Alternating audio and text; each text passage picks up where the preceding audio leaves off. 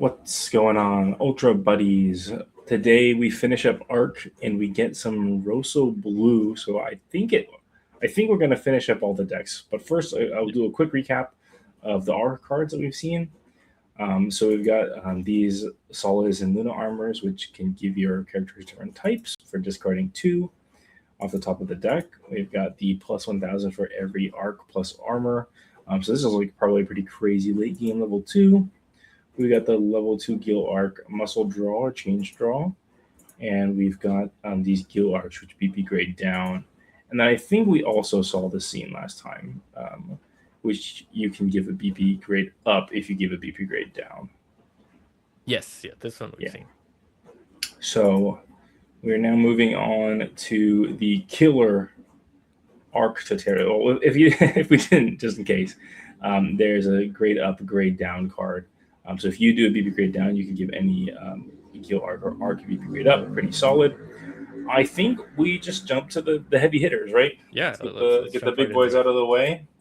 We have level 4, the last one, Ultraman Arc Finalized Overlord Sensation. Quad activate. So this is the second activate, I think, after Geed, right? Pretty much, yeah. Other one. I think so. But it's exile four different character cards with Arc and Armor, each with a different character card name in your discard area from the game, and then give one of your opponent's characters a BP grade decrease 1 for this turn, 15, 17, 20. Pretty solid card. Any initial thoughts? I mean, it has a cost to it. I want to call that out. But when you get the cost, it's crazy. You have your activate effects are always really cool on level 4s because you can play them early, protect that lane, and you just keep benefiting from it. And I think it's a good effect. You just have to figure out how to manage the cost effectively. It does require you to build a certain type of deck because it's 4 different names. It's not just any 4 Arc armors. Yeah. So it probably wants, if you want the effect at least, you likely want some Gil Arc so you get some extra name variety. But it also itself doesn't have armor, so it's it's kind of tricky, but it's really tricky. Well, we're gonna be curious how this one really plays because it's gonna be really tricky to build. That was, I guess, iconic of Arc in a way where Galaxy Armor didn't really work well with the basic deck, and now we've got this one that feels like it's basic, but it kind of wants to be in the armor deck. So it'll be curious, but. What Gunkan's saying is that the cost is not negligible. I feel like with we can compare it to Realm Mega Master since it's the other activate. The cost is you have a card in hand, and most of the time, based on the deck construction, you'll have the one you need. But this one, you need a lot of different names, and so we have Galaxy Armor, Solus Armor, Luna Armor, and Saturn Armor. So there's only 4 different armors in Arc itself. Which means it feels like if you want this to be consistent, then you want to add in the Gil Arcs, which now have Solus and Luna and Galaxy. So you do 7 total. It's gonna be weird though. It's a weird one. I mean, if you're milling enough, and we'll come to some of the other cards that help that.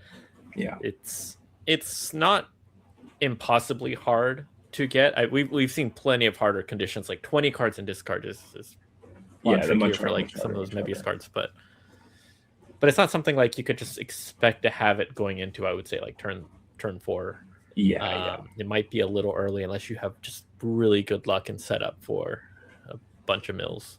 So it'll be interesting to see how this plays out.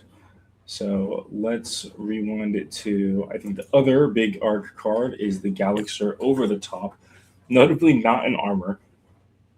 But why don't you tell us what this one does?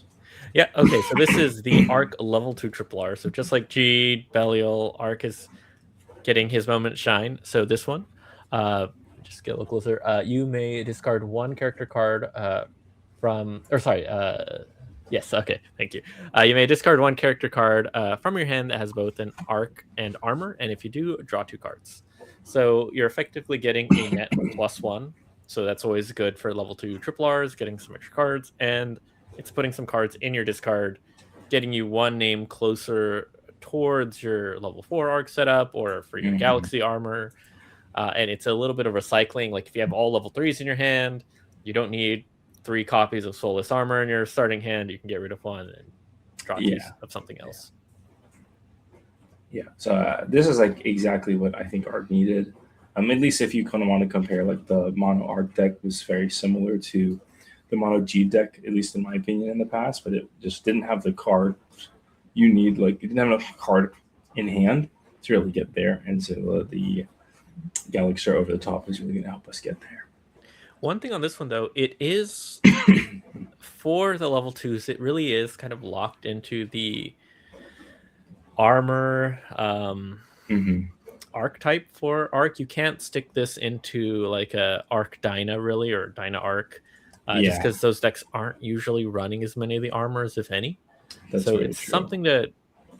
something to keep in mind. Like it's only making the mono Arc deck stronger. It doesn't really boost the other Arc flavors. Yeah, I think that's kind of been the trend for these types of cards, though. With like Belial, I would say is the only exception because it does use the Zetons. But then you're like, oh well, Zeton's so good, I'm willing to give up the potential to draws. But then Jeet is like, okay, I'm going to go all in on Jeet to get the draw. So I guess it has a similar feel.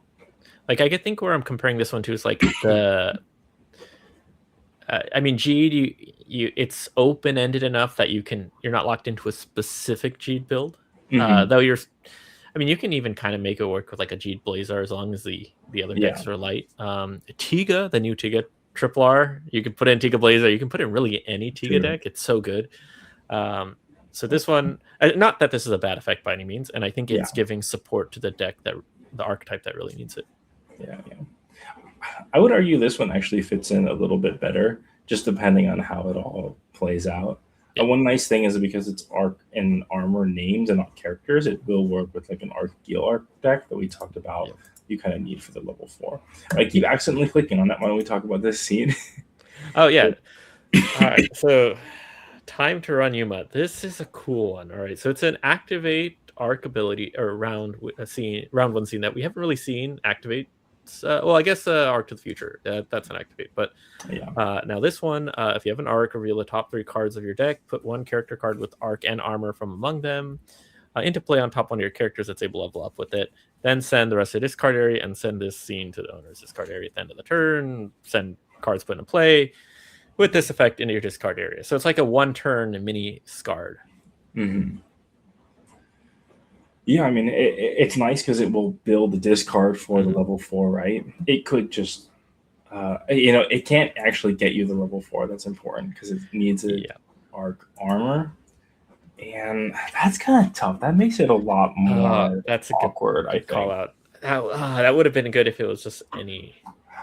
I do think this is like kind of funny because there was a long-standing deck concept that I never got behind, but it was using Blazar with Scarred, and you level up a level 3 temporarily, but then use Galaxy Armor to swap it off, so it becomes a permanent level up. Now Orc can do that self-sufficiently, so I kind of like that. I think that's pretty good. But I mean, really, it's going to be weird. It's a weird effect, but I think it's reasonably well balanced in my opinion. Like it is a round 1 scene, so it's going to be inevitably weaker than Scarred. So you're getting 3 cards instead of 5, and you're limited to specifically really level 2 or level 3 arcs of the armor type. So I mean, Gil Arc only has those on level 3s, and then there's 2 level 2 arcs that have armor in them. Sorry, I was just checking this one. Yeah. This is an Arc armor, so you could play a level 1 and then slam this one down. I mean, you could that one. You can give it a plus 1,000 and then bump it even higher. Like it's really cool. But I think it's reasonably balanced. Like it's a round 1 scene, which means you can use the other Arc, pop your opponent's scene, and just play this, catch someone by surprise. Yeah, you're likely to whiff and miss when you have only 3 cards. That's fine. And then, like you said, it still opens the door for more discards, these Arc shenanigans, and it's not bad. I think this one will see a lot of play. I think you're gonna have to play Wandering Feature, but it'll be interesting to see like how the rest of the scenes play out because Arc to the Future is still a very solid discard to get plus 2K. So we've been jumping around. We've got basic Arc as the last Arc card for us today. It's a single or double when this characters are adjacent to the both left and right of this character, have both Arc and Armor, and have different card names. This character gets BP grade 1. 7, 12, 17, a basic type. I think this card's really bad. I'm sorry. It just doesn't fit like into either deck what it's really wanting to do. Like, I don't really want to play more cards that are not Arc Armors in the Arc Armor deck. And if I'm going full basic, I'm not going to have that many Arc Armors to be able to activate the effect. And so it just feels kind of pretty bad to me. I think I agree as a whole. I would, like, in this card's defense, I think it could be really interesting if you're playing sealed format and you happen to get a lot of arcs, like, or if you're only building a deck and not looking at any of the arcs, and you're playing with just the box of BP8 just to get started with this game. It's you I can see cards, it. I could see it being useful. Like for beginners, like it's a very solid effect. It's a lot like the Rosso Blues, but a lot more versatile. That being said, it might not make it into decks that you see winning Rise Cups or things like that. Yes, that I agree.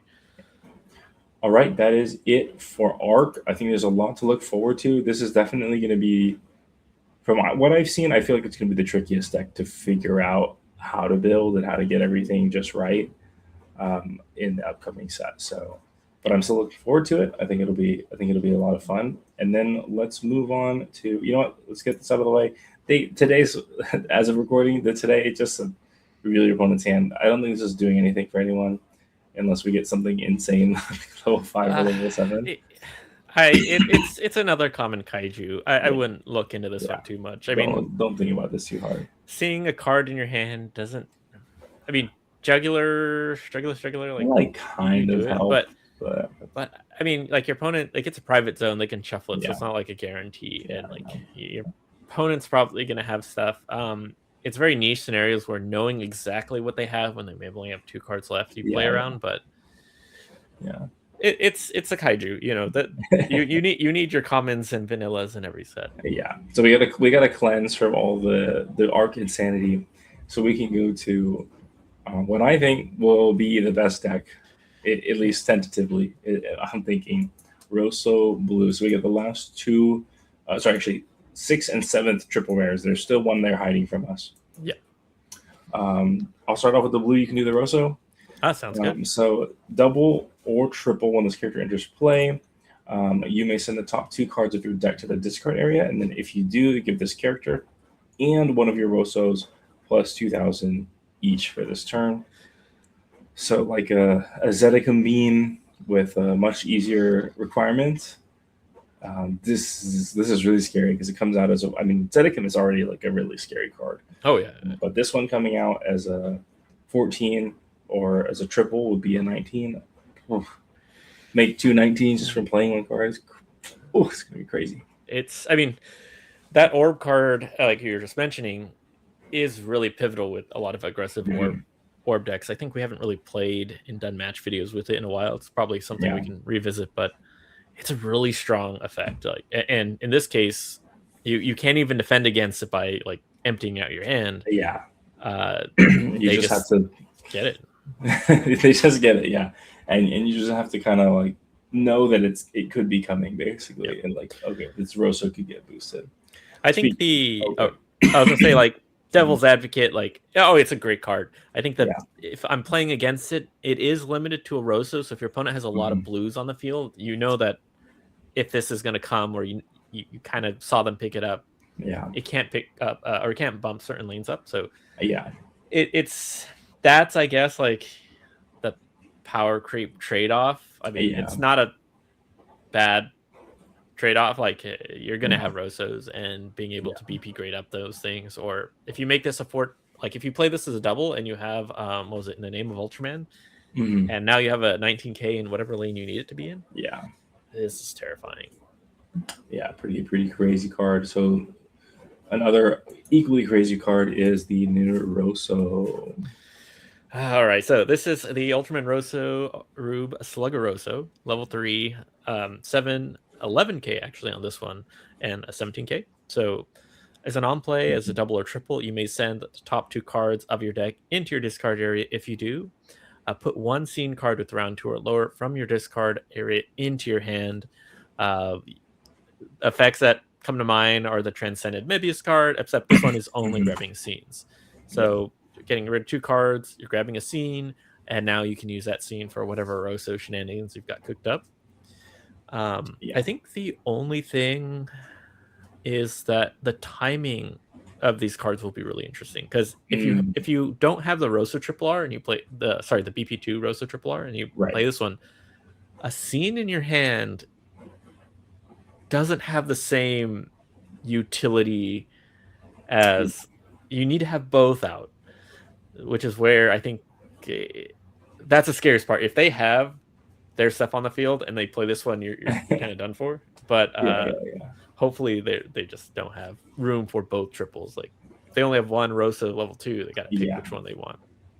Yeah, I think this one will definitely be like a little bit more of a late game card, at least in my opinion. Like it could be an early game card. Don't get me wrong. Like, if you have a bunch of discards, maybe you can set up your discard really quickly, play this as a double on lane 2, try to get lead with the 11k, and then maybe you're playing an effect there. And then you play level 4 on top of this. Like, play level 4 on top of it. Then it says 17. So I think there's wiggle room for this. Even like just playing this on maybe a lane 2 to get that aggressive play, maybe getting a BP down with I forget the names, Icarus, something. Farewell Icarus. Farewell Icarus, and then also playing the Rosso in the next lane, and you get like a 14. This one gets bumped to a 13. It's not amazing, but like it's a play you can do that will catch people on turn 2. You know? So I mean, just having this much variety and like basically every Rosso blue triple R is making your, maybe arguably except this one, is making your board stronger. This one is, I guess it's the only one that doesn't directly give you a bump, but the Rosso Triple R from BP2, you can play those scenes for BP downs, BP ups. The BP2 Triple R, you can get up to 2,000 exiling scenes. The other one we just saw 2,000, 2,000. So there's going to be a lot of effects on the field. Maybe you need to play a Gavadon. They have so many effects. Yeah, Gavadon could be good against this. Like a lot of plus 1,000s flying around. I think this is like one of the first decks where like every card in the deck is going to be like an insanely high quality. I think there's like, I think Tiga Blazar's art is also kind of there, but you still have like, I'm playing like 1 or 2 of the starter deck Tiga. I'm playing maybe the plus 1,000 Tiga. It's good, but I feel like it doesn't come up that. But not as good as like these bars. And Rosso Blue, it's gonna have. You're actually gonna have all the level 3s will probably be triple rares. All the level 2s will be double rares. And then you've got like a level 4 and the scenes, and like I think every single card in this deck is going to be like a strong effect, which makes it really scary, to be honest. I think I mean, once we are playing and match testing this more, I'm sure I've got a couple ideas on how we like counter this, but it's going to be a very difficult deck to play against. So I think a lot of your go-to decks of today in PP7 are going to struggle with playing against this. I think there's some decks that are going to have a better chance than others. I think things that have just as many BP grade ups and big numbers can give it a good run for its money. Maybe stuff like Jeed. I think Gaia Ghouls can be very annoying to play against this. But I think your other traditional decks just not going to have the same firepower. I can definitely see that happening. All right, that is it for today. We've got the arc finished off arc, and it should be finished off with Rosso in blue. I think Rosso blue looks absolutely scary. I think arc probably can get there, but it's going to take a lot of work. I think this is one where for anyone trying to put this deck together, Durian does have the Rosso blue deck profile from way back when. I think that'll be a good starting point. because you still need to find, I think, the right balance between Rossos and blues, a number of scenes, a number of level 4s. But I'm pretty sure a few weeks in, people have will crack the code. We'll probably see a lot of decks performing well in Japan. And keep an eye out for the next large event. If there's any Rise Cups or Championship Galaxy EXs or anything in Japan, I'm pretty sure we'll see some strong showings from this deck. Oh, absolutely. All right. Yeah. Going off what you said, though, for the Rosso Blue deck profile, the first build I will probably test is just upgrading what I had before, because I was really comfortable with that build and the ratios in there. And I'm going to have to, squeeze in some level 4s and things like that. But the base is solid enough, and I will probably stick to that skeleton. Mm-hmm. All right. Thanks for watching. Looking forward to figuring out Arc with everyone and seeing how dominant Rosso Blue or not dominant will be. I predict domination, but we'll see how it all plays out. Yeah, we'll see.